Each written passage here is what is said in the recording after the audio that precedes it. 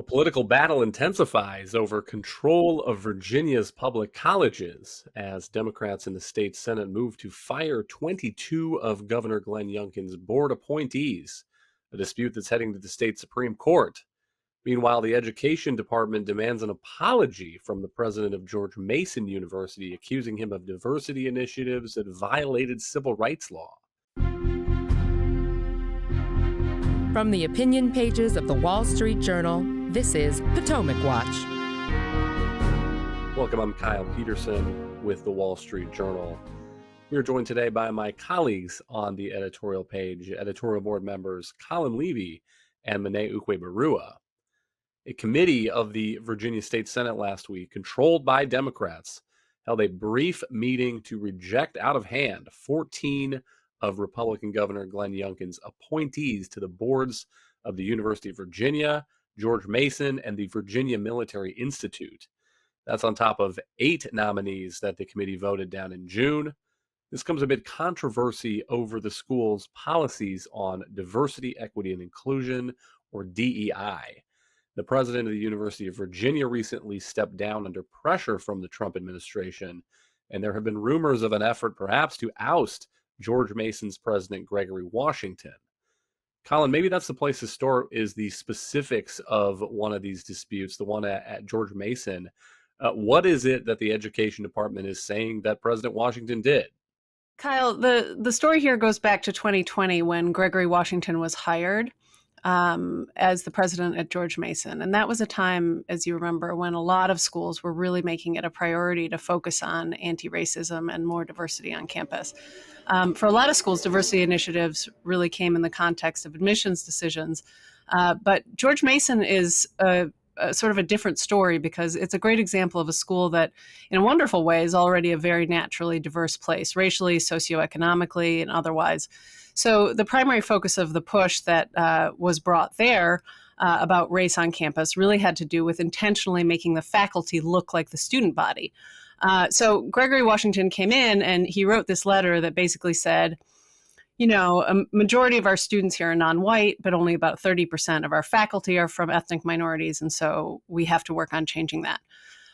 The real controversy about his remarks came because he was very explicit in saying that in order to make the faculty meet these higher percentage quotas, the school would need to adjust its notion of what best means when recruiting faculty.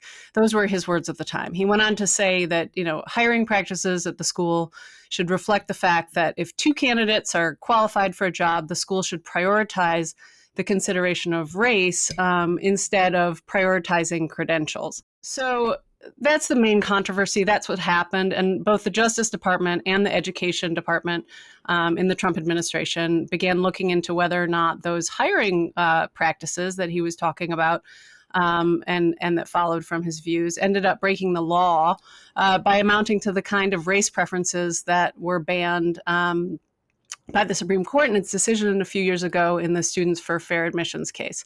You know, so a couple of weeks ago, the Education Department came out and said George Mason violated Title VI by pursuing those policies, and that's where we are now.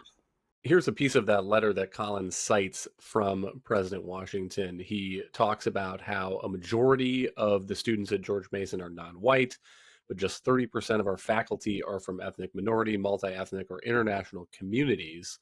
And then he says this with the point that Colin makes about recruitment.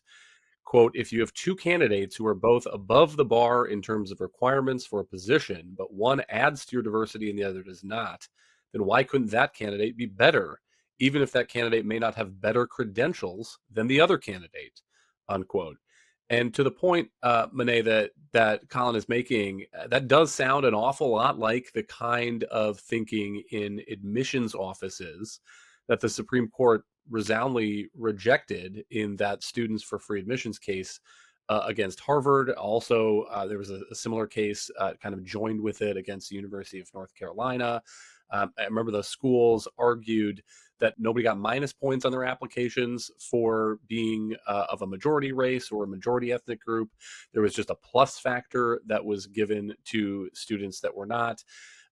By the way, George Mason and President Washington have denied any illegality in their diversity initiatives. President Washington said in a recent letter regarding this education department investigation that some of the content, some of his comments are being taken out of context. And he says that no job applicant has been discriminated against by GMU, unquote. That is from the president's lawyer. So, Monet, part of what the dispute turns on, at least between George Mason and the education department, is whether those kinds of remarks from President Washington then became policy and were actually reflected in the hiring promotion practices of George Mason, which his defense is that the education department has not really shown that at this point. Right. I do think that the biggest reason why George Mason is in hot water compared with a lot of other universities around the country that also explicitly promote diversity as a hiring principle is because of the specificity implied in that letter by President Washington and other statements that he's made, saying that if you were to take two applicants, one white and one minority, both of whom clear a minimum threshold for being hireable, we're then going to give an explicit preference to the minority applicant, is very different from a university just saying, generally, we want to go out of our way to try to find talented minority professors who we can hire. Because in the case of something like what President Washington said in that letter, there is a specific person who's being discriminated against, who would be the white applicant, as opposed to a case where they're looking for Asian or Black or Hispanic professors to fill out the faculty. And in practice, that is going to mean that there are fewer white applicants who are going to be considered theoretically, but you're not in a situation where you have a specific person already being compared to minority. The white applicant might even be more qualified, as President Washington states, but would be discriminated against only because of their race. So I think there's a specificity there that makes George Mason, really in trouble if the Justice Department and the Education Department can show that this actually did become policy. But as you mentioned, the track record of how the university actually applied those goals in practice is still somewhat murky. It's possible that the Trump administration has specific details about when determinations like this were made by different academic departments at George Mason, but it isn't clear that they've revealed that so far. And so it seems very obvious that the goal of President Washington, if he were to have carried it out explicitly as he said, would be unlawful and would constitute explicit discrimination. But it's possible that the university is essentially saying that this represented our outlook and our values, but when it came down to it, we were much more careful in the actual hiring decisions that we were making. Colin, the Education Department late last month proposed a legal resolution to its claims, its accusations against George Mason. And to be honest, most of it looks pretty standard, pretty small, as long as President Washington is right that George Mason is not in violation of the Civil Rights Act. So, for example, it says, this is part of the Education Department statement, GMU will review its policies, revise any documents currently used in hiring, promotion, and recruitment to ensure compliance with the Civil Rights Act, remove any provisions that require or encourage the use of race to favor or disfavor any candidate. And again, if his view is that they are complying with the Civil Rights Act, then I don't know what the big deal would be of doing a review of those hiring promotion materials to ensure that it is complying with the Civil Rights Act. But Colin, the first couple bullet points here from the Education Department might be the real sticking point for George Mason. They include, quote, a personal apology from GMU's president to the university community for promoting unlawful discriminatory practices. And Colin, part of the argument from the president's lawyer is that if he issues that kind of a statement, then that is admitting some kind of unlawful activity and maybe creating legal liability for the university. So what do you make of this? The board now says it wants to negotiate with the Education Department, but it's not clear how it is going to resolve these accusations by the federal regulators. Yeah, I think that's exactly right. There's a little bit of a sticky problem here because President Washington did come out and say that he was not going to issue the apology that the Education Department was demanding as part of its resolution. And because he refused to do that, it puts the school in a situation of really kind of a direct confrontation with the Trump administration. In the sort of normal course of affairs, it might not be a big deal, but things are just so ramped up here that I think the politics is really sort of leading ahead of any rationality, including in the legal case. Now, Kyle, there's a bigger issue here as well, though, that we should talk about because that's what's happening politically behind the scenes here. So, now that President Washington has made this statement that he's not going to apologize, you have to wonder, in a normal course of events, what the Board of Visitors at George Mason University would normally do. They might be considering, well, we've got a lot at risk here. We have all this funding at risk. If the education department pulls things for us, we have all kinds of research funding. We don't have the same kind of endowment that a school like Harvard has. What should we do here? Should we be acting to, remove President Washington or what? And what happened last week was really challenging because the way that things happen with the school boards is that the school boards are appointed by the governor, and then they are typically approved by the General Assembly. And last week, a Senate committee in the Virginia Senate came out and blocked, as you said, a whole bunch of these nominees to the public university boards across the state, not just at George Mason, also at University of Virginia and VMI. But in the case of George Mason, they've now left the Board of Visitors there without a quorum to operate, at least in the normal course of doing business. So that's really tricky because, they may have put the school in a situation where they can't act in any way regarding the employment of President Washington if they don't have a normal quorum. So, that's a bit of a tangle here. I think, there are perhaps specific ways that the Board of Visitors could still act in an emergency situation, but it certainly made things a lot more complicated for the school and really put their backs up against a wall. It is turning into a big brawl over Democratic small d control over these public universities in Virginia. So the state senator who is the leader of this committee that voted last week to remove these 14 board members, he's making the argument that the Trump administration is making political attacks on these universities, that it's not really about civil rights law. He says it is, quote, about, quote, dismantling public education to advance a partisan agenda, unquote. But Monet, part of what's interesting here is George Mason has 16 board seats. According to these latest rejections, 10 of those seats are now vacant. As Colin says, this board is operating now apparently without a working quorum to do the regular course of business of overseeing George Mason. 22 of Governor Youngkin's appointees to these 3 university boards in all have been rejected. And it gets to a question of who is in charge of these schools. Governor Youngkin is the elected governor of the state of Virginia. He has the authority to appoint these board members subject to Senate confirmation. There's a legal dispute about whether these rejections by the state Senate committee are even effective. But if the goal here, part of the goal here may be for Democrats to keep these seats open, because of course, Virginia is one of those states with an odd year gubernatorial election. It looks like the Democratic candidate is leading in November. That's Representative Abigail Spanberger.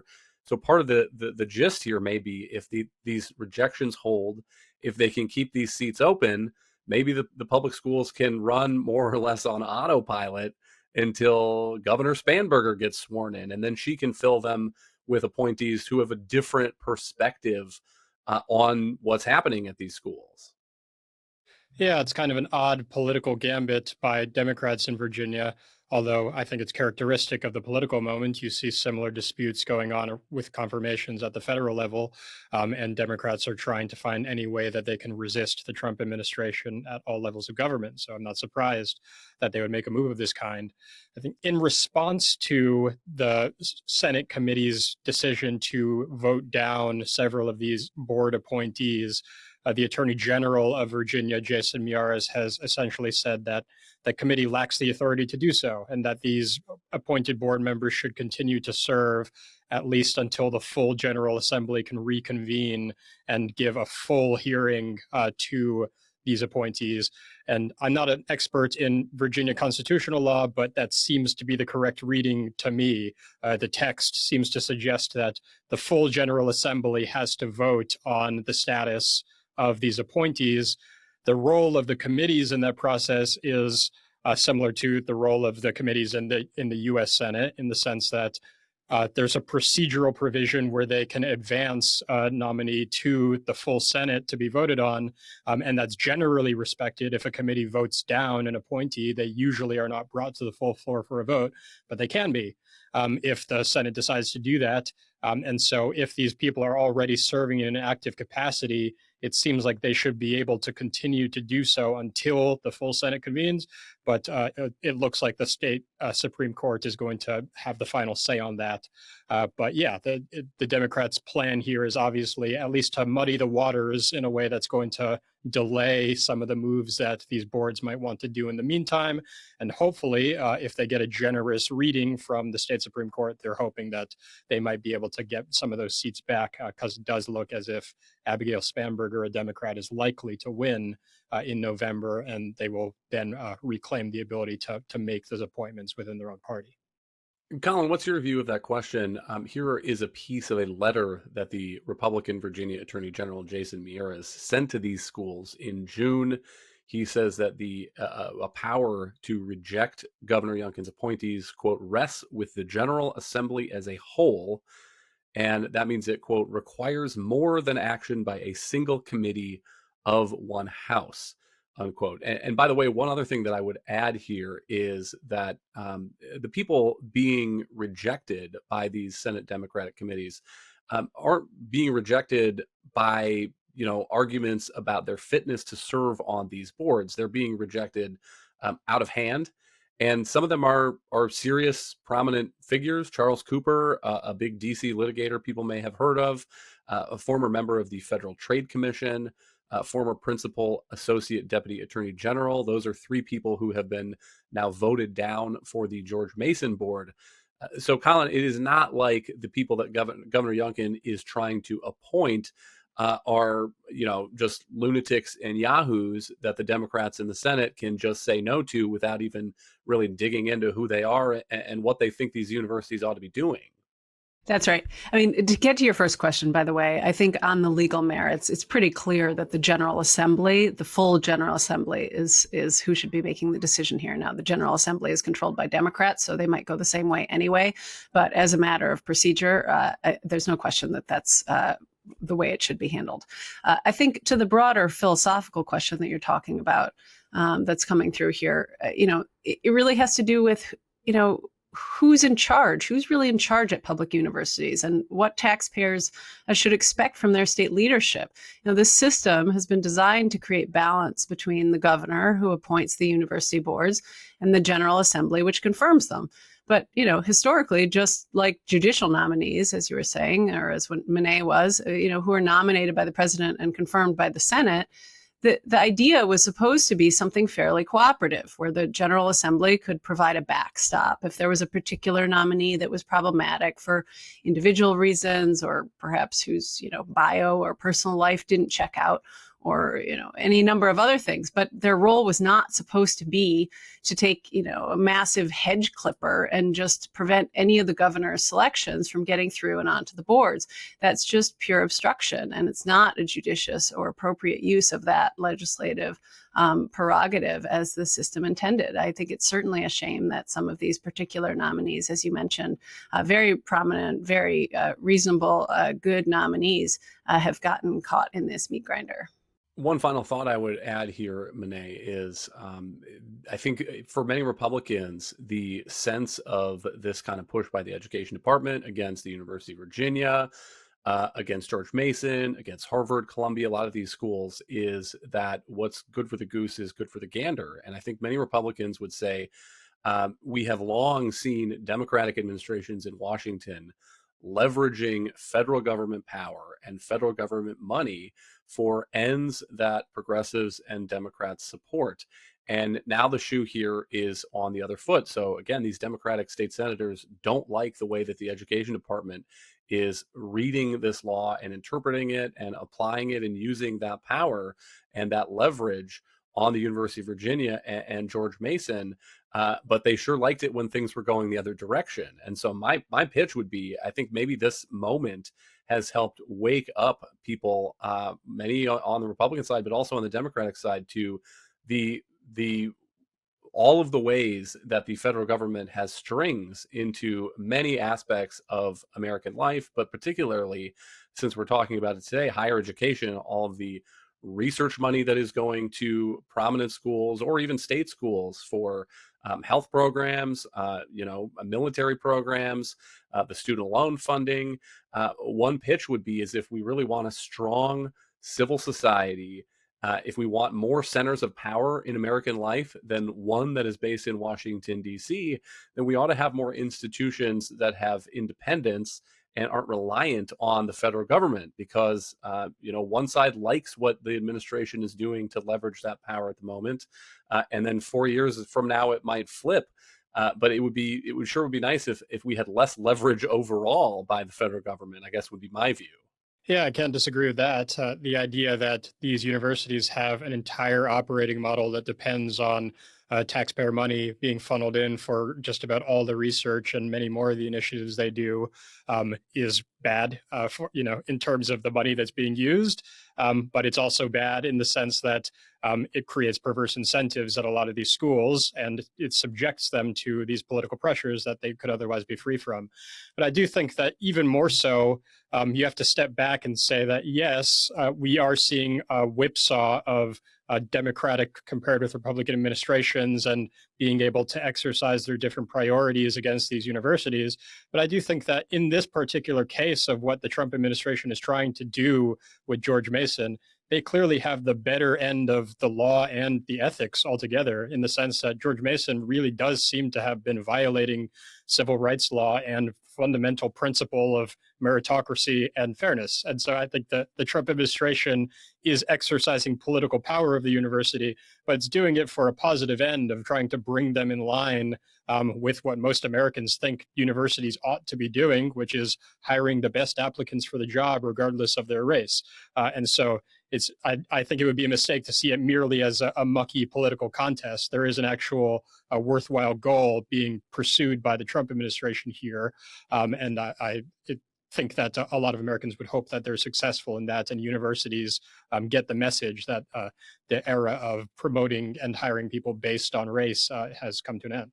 Colin, we'll give you the last word on that point, and I take Monet's argument there, though some of the Trump administration's demands on some of these schools, Columbia, Harvard, has struck me as further than we have seen in the past. Arguments for putting academic departments on what looks like, federal receivership, for lack of a better term.